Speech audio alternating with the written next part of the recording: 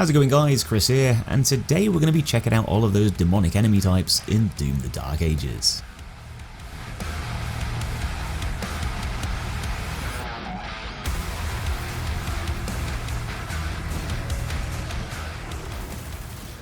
Being a prequel to the 2016 Doom reboot, the Dark Ages takes us to a funky techno-medieval planet, overrun by a load of nasty demons and cosmic monsters. It's therefore the Doomslayer's job to rip and tear them a new one, with there being quite a lot of different types invading the realm, willing to try and take him on. One creature that probably shouldn't even bother is the sorry excuse of a threat called the Zombie, a slow, mindless, shambling creature that's mainly just there for a bit of extra target practice. Zombies have been around in the past titles, though these ones are specifically the Hell variants, otherwise known as the Unwilling. Generally looking a lot more skeletal, with their heads and bodies being covered in thick bony plating. Not that this really helps them in any way to act as sufficient armour, being weaker than a wet paper towel, but of course, just like most cannon fodder styled enemies, these zombies are prone to boosting their effectiveness by attacking in hordes, using their numbers to try and overwhelm you.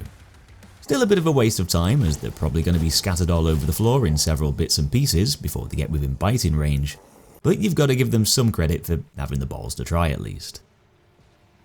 Zombies might be one of the most common enemies, but another one you'll find plenty of too is the Soldier, basically a grunt-style demon which forms the basis of Hell's frontline infantry. These guys might also be cannon fodder, with that spiky, menacing armour being practically useless, but at least they've got the ability to actually shoot back, being armed with energy guns to litter the battlefield with slow-moving projectiles. You'll need to avoid those normal light shots, alongside an alternate fire mode generating a pair of energy orbs linked together, which you'll either sidestep or jump over like some kind of deadly skipping rope. And because these soldiers are often grouped up in big battalions, usually assisting stronger enemies, this can amplify the peril and give you even more stuff to try and dodge. With that said, the soldier doesn't really use any tactics, standing around in the open, having about as much common sense as a kitchen spoon. No big surprise to see that the Imps are back, being a demon that's been in pretty much all of the other Doom games in one form or another, with these ones having a fairly similar appearance to the variants that we saw back in Doom Eternal and the 2016 reboot, apart from being a lot hairier than those guys.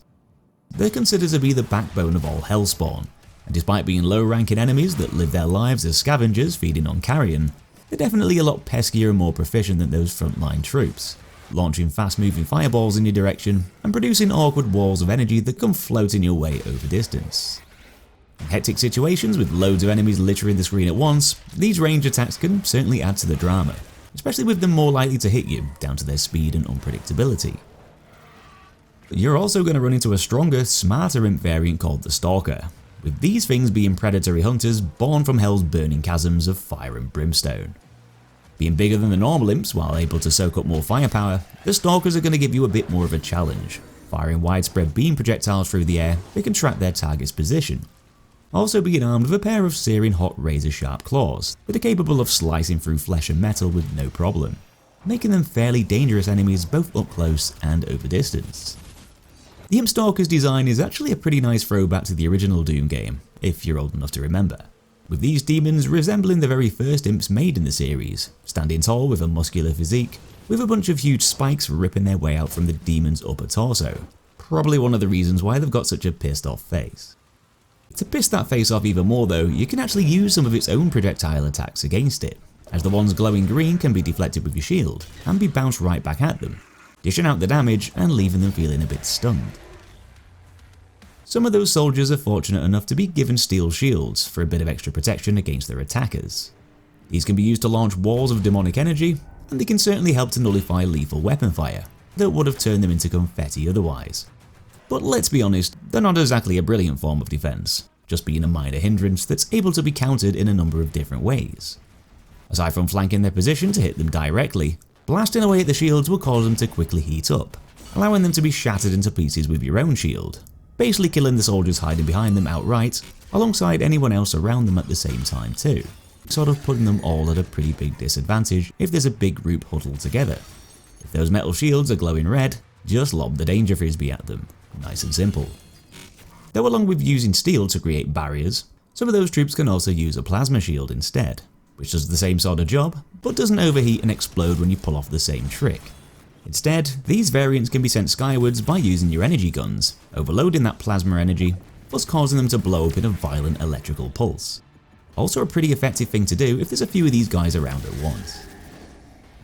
One of the reasons why the planet's overrun with hordes of demonic creatures is partly down to a bunch of corrupted scholars called the Hell Cultists, performing creepy rituals to open hell portals, which act as gateways between the realms which demons can travel through.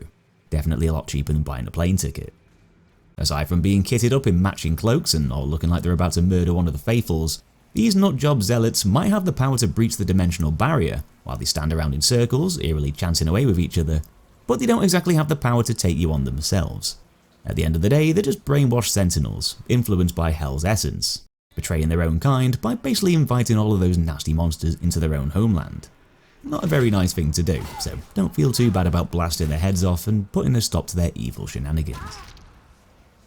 So if you played a Doom game before, then you probably know what a pinky is. Basically a big angry demonic bull covered in sharp horns and bony spines.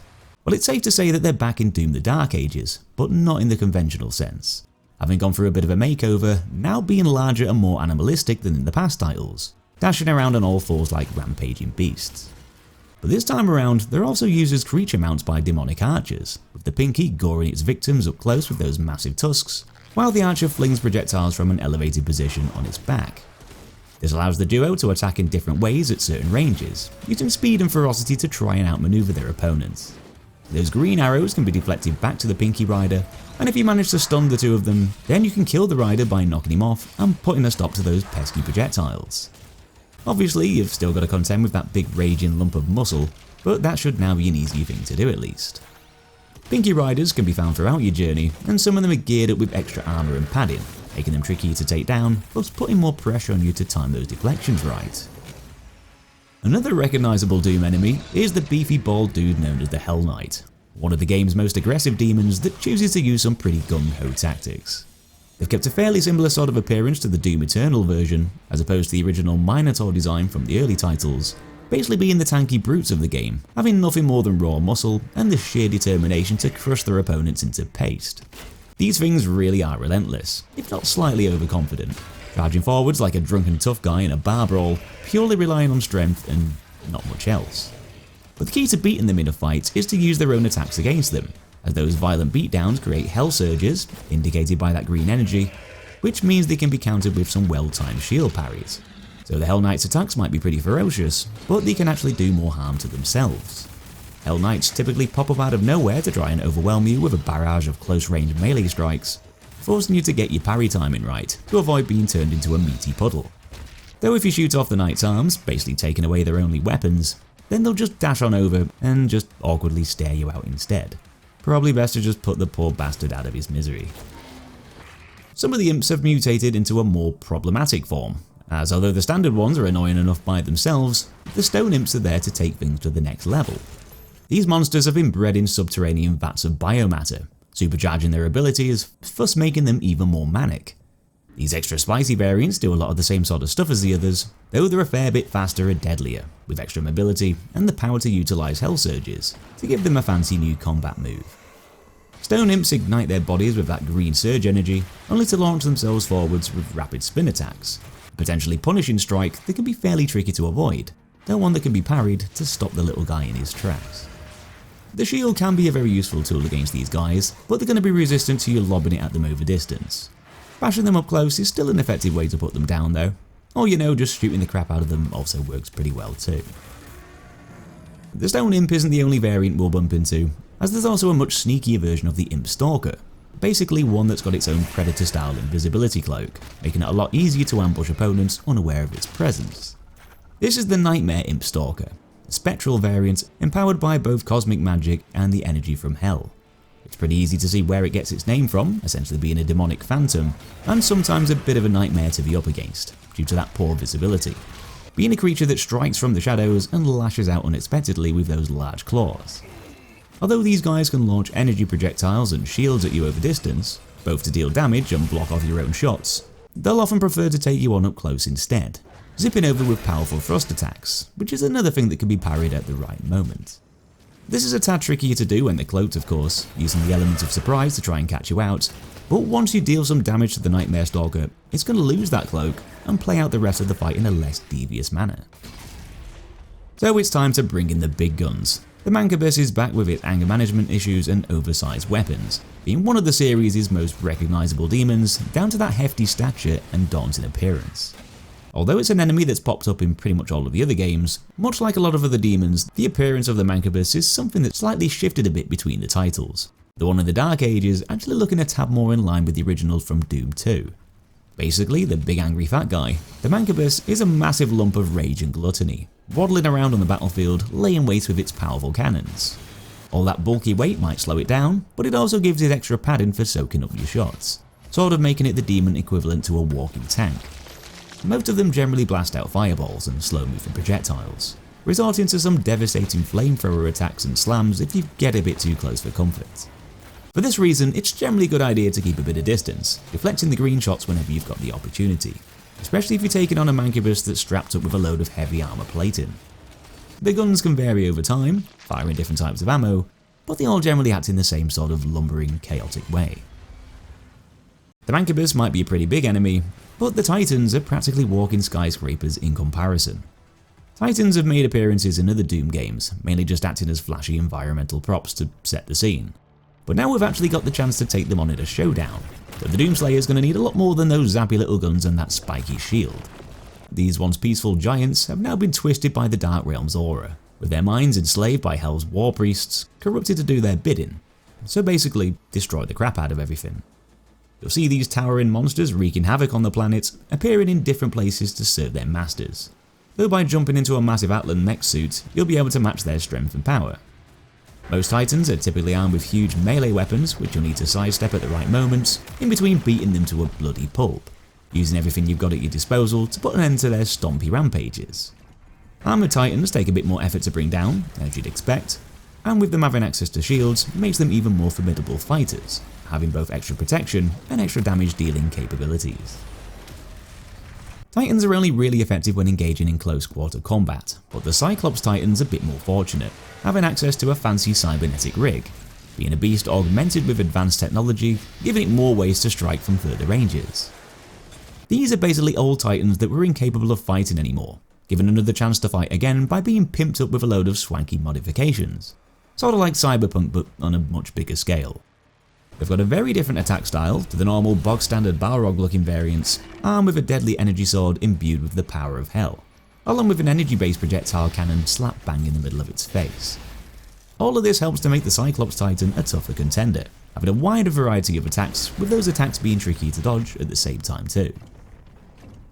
Another classic enemy type, and probably one of the most simplistic, the Lost Soul is nothing more than just a floating, flaming, pissed off demon skull, wandering around aimlessly in the air. These things are the kamikaze pilots of the Doom series, hovering around waiting for an unsuspecting target to pass by, only for them to yeet themselves towards said target and ignite in a fiery pop. Not exactly the most dynamic enemies in the world, but then again they never really have been.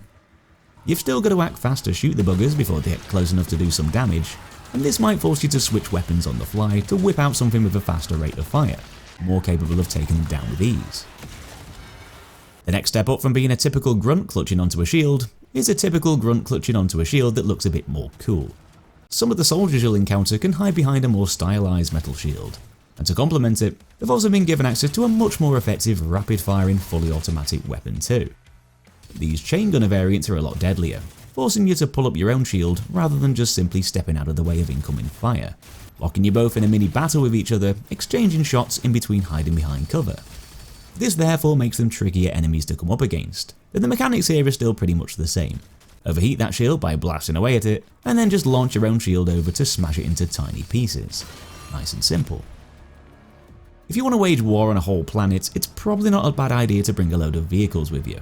Much like a lot of the demons themselves, their ships and tanks are all biomechanical constructs made from both living matter and machinery parts. Hell ships can be seen whizzing around in the air and can be chased down while riding on the back of your cybernetic dragon. They're quite fast and nimble, able to weave between buildings, but they don't actually choose to be hostile towards you. Still, lighting them up is worth doing anyway, as it'll cause them to blow up in a shower of shiny gold. Hell carriers are a lot bigger, sort of hovering around like big meaty blimps, being ancient vehicles made from bone and tissue, and God knows what else. These things are equipped with a lot more firepower, to stop intruders from paying a visit. You need to neutralise those weapons first, giving you access to the landing pad to touch down and destroy it from the inside. The last vehicle you'll run into is the Hell Tank, which typically hovers around in a static position, acting as a sentry, an unmanned biomechanical machine controlled by spooky demon magic. It's pretty obvious what these things are designed to do, and of course you'll need to avoid getting shot in the face by its massive energy projectiles. The tanks usually fire off 3 shots at a time, with the green ones being deflectable, so bouncing them back is generally the easiest way to get rid of them. One of the more advanced demon types you'll find, and one that's going to give you a bit more of a headache, the Cyberdemon is a high-ranking enemy with loads of brutal weapons and technological tricks up its sleeve. These towering warlords have popped up in all the Doom games in some form or another, and they're back in the Dark Ages to command the battlefield once again. Only this time looking a bit more like giant roided up vampires, with a pair of tattered wings, purposely mutilated to prevent them from flying, to nerf their overall power, just in case they decided to rebel against their masters. Basically a massive cybernetically enhanced badass, the Cyberdemon's armed with all sorts of nasty things to wipe out its opponents from any range it wants to. Standing far away, well, this guy's just going to blast out homing missile-shaped skulls in between peppering you with shrapnel from a rapid-firing arm cannon. Taking the beast on close by, better be prepared to deflect a load of vicious melee strikes from an energy-powered blade. It's so well equipped that it can even deal damage while you're hiding behind some cover, trying to catch a quick breather, by summoning a bunch of hell spikes to come shooting up from out of the ground. Doesn't really matter where you are, the Cyberdemon's going to cause you problems.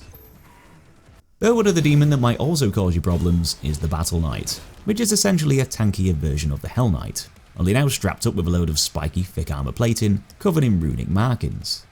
The same ballsy gung-ho tactics employed by the Hell Knights are also used here too, so if you notice a Battle Knight running into the scene, then prepare to be harassed by it.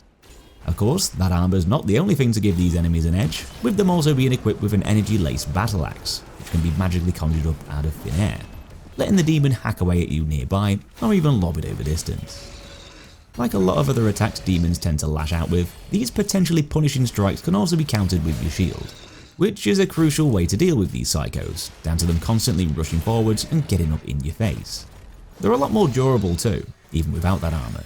So this makes it even more important to not screw those parries up when they're going a bit haywire nearby. One of the most monstrous things that Hell's gonna throw at you is a giant arachnid demon known as the Vagary, another heavily armoured creature with a buttload of deadly guns. This thing technically isn't new to the series, being a demon which popped up in Doom 3, though it has gone through a pretty drastic redesign to stay updated with the overall tone of the newer titles. Because let's face it, Doom 3 was practically a Silent Hill game with a bunch of beastie guns. Much like a lot of other high-ranking demons, this creature's also been transformed into a living war machine enhanced by technology. Most of its body and limbs are shielded by thick armour plating, and it's geared up with a whole bunch of energy-spewing projectile weapons, being one of those enemy types that just loves to cover the screen with loads of fireballs. Some of those fireballs can be bounced back, helping to chip away at the Vagary's armour, though despite being such a hefty demon, it's also surprisingly nimble too, scampering around the battlefield on those tree trunk-sized spider legs, spewing out nasty brown bile to form puddles on the floor. Puddles that will slow down your own movement, plus making all those projectiles even trickier to dodge.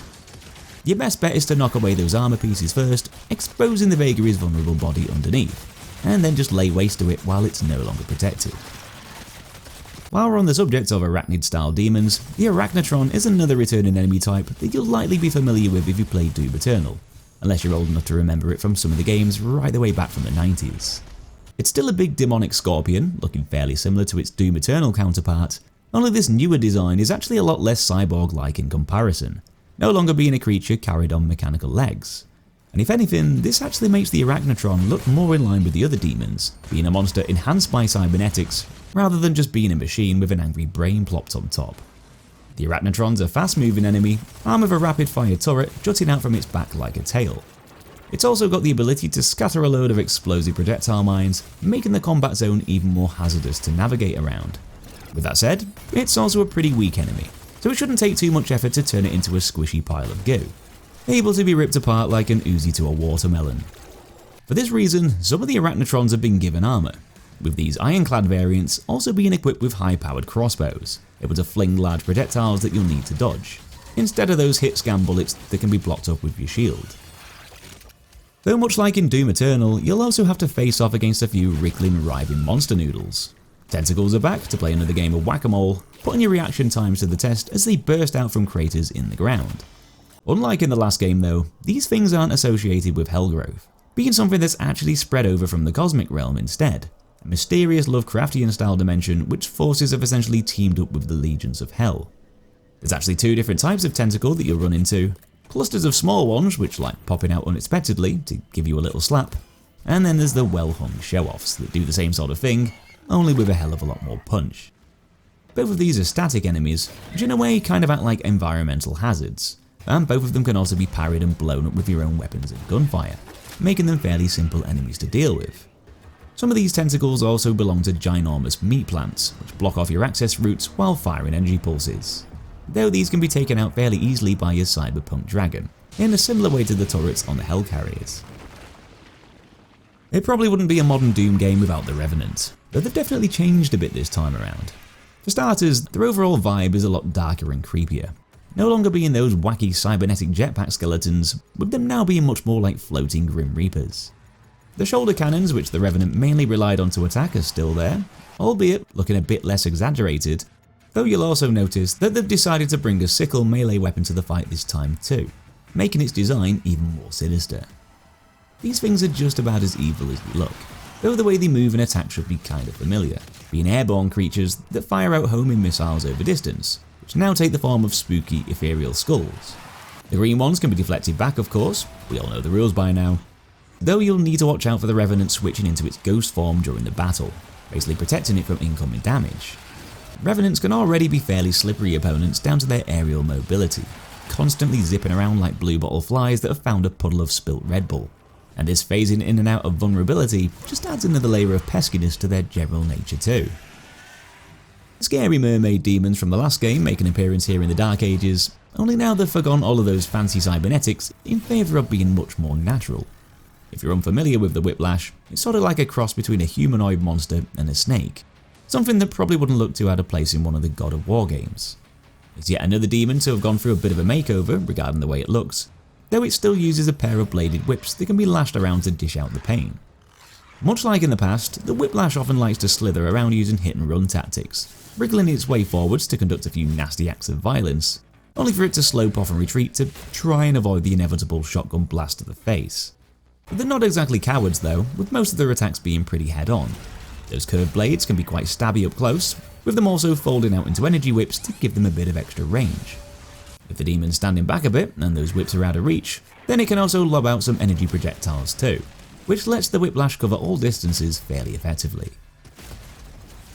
The Doom Hunters from Eternal were basically big cyborg demons assembled from the remains of warriors called Agaddon Hunters. And with the Dark Ages being a prequel set many years in the past, we finally get to meet those hunters in their original form. This means that they're not pieced up by all those machine parts, not just yet anyway, being outlanders that were torn away from their homeworld to be enslaved and twisted by the powers of hell. Obviously, it makes better sense to weaponize these hardened brutes as opposed to killing them, as they do a pretty decent job compared to a lot of other demons, being armed with massive swords and shields, giving these guys plenty of defensive power to complement their aggression. Hunters can form impenetrable bubbles around themselves, capable of blasting out volleys of projectiles, making them practically impossible to take on from longer ranges. You've got to bait them to attack you, which will lower those defenses, while blocking their strikes and hitting them back in between. Something that can be done a lot easier while they're temporarily stunned by shield parries. Not exactly the most complex enemies in the world, considering they look like medieval hulks, but still something that will set a different pace to the battle nevertheless.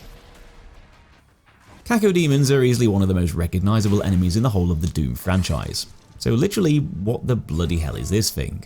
Well, it's certainly not a floating meatball of death anymore, that's for certain, as the Cacodemons in this game look completely different to the way they did in practically all of the others, to the point where it doesn't even look like the same sort of beast anymore. Well, that's because it technically isn't the same beast.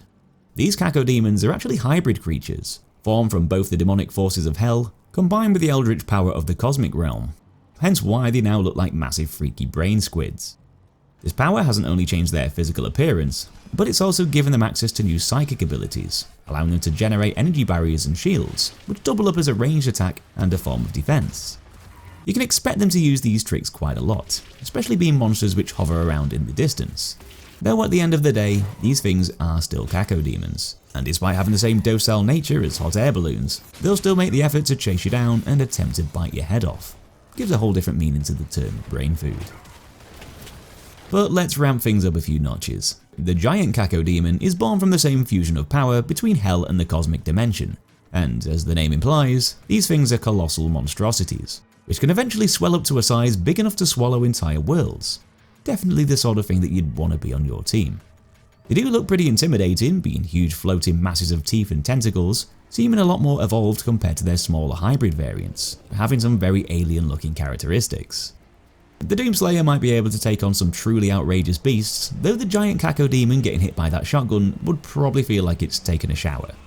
With that said, although they might look it, they certainly aren't invincible, and the Doomslayer is capable of turning them into a mushy pile of plop. He just needs a little bit of help from his Techno Dragon in order to do that. Fights with giant Cacodemons sort of play out like they do against the carrier turrets, with the monsters firing out rapid energy pulses which need to be swerved to supercharge your own cannons. A brand spanking new enemy type for the series, and one that's definitely not going to fly under the radar, the Komodo is basically a supersized demon lizard, renowned for being a bit over the top.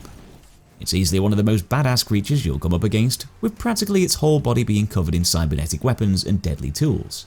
You don't really get much more heavy metal than a giant armor-plated reptile with his face ripped off wielding a double-bladed chainsaw.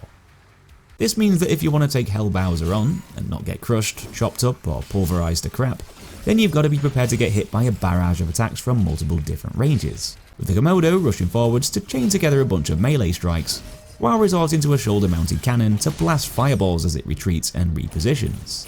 Fights are fast and frantic, and it's going to be charging around the place like a bull on crack. The Komodo doesn't even have to get close with that chainsaw staff for it to be effective, being able to extend out further than you'd probably think, and that high mobility and raw power, combined with it being a bit of a tanky bullet sponge, makes the Komodo one of the most punishing enemies you'll come across. But one creature that definitely gives the Komodo a run for its money is another brand new enemy type that's very aggressive. The Baron of Hell is a fan favourite demon known for being an absolute unit, but you're not going to find it here. Instead, you'll be met by its Lovecraftian counterpart, the Cosmic Baron, a wacky result of gene splicing and mysterious techno-sorcery, mirroring the original Hell demons, but now with an eldritch twist. This new flavour of Baron is just about as feral as it sounds, kinda looking like a giant alien bug encased in a hardened shell, the kind of thing Metapod from Pokemon probably wished it evolved into. It's a big stompy thing that hits like a bloody truck, mainly charging towards you like an absolute madman, while thrashing its bladed arms around, deleting huge chunks of health and armour, with a relentless flurry of swipes and ground pounds. These attacks come at you thick and fast, but they're also attacks that can be countered with that shield of yours, stunning the big guy if you manage to parry entire combos.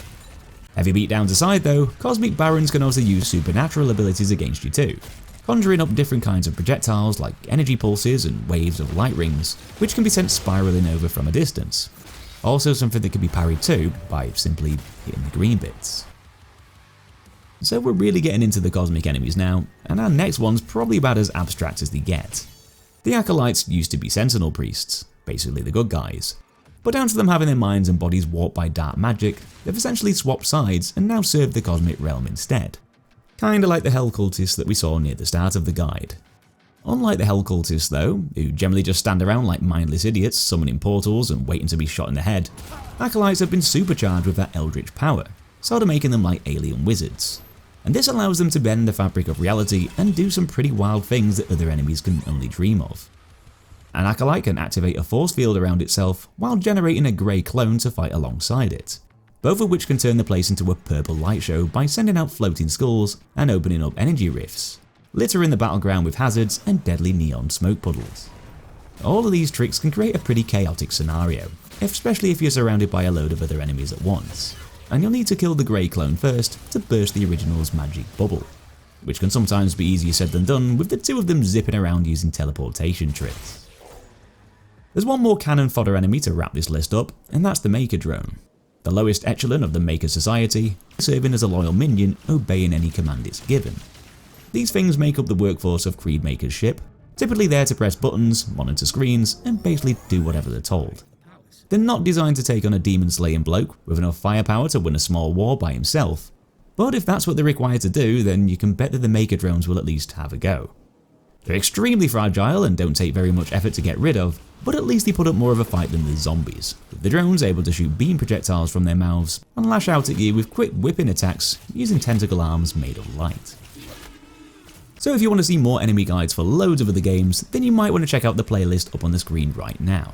And if you're one of my boss channel members, then you'll now have access to an extended showcase of all the demons from this video. Massive thanks for supporting the channel. Hope you have a good day, and I'll see you in the next one.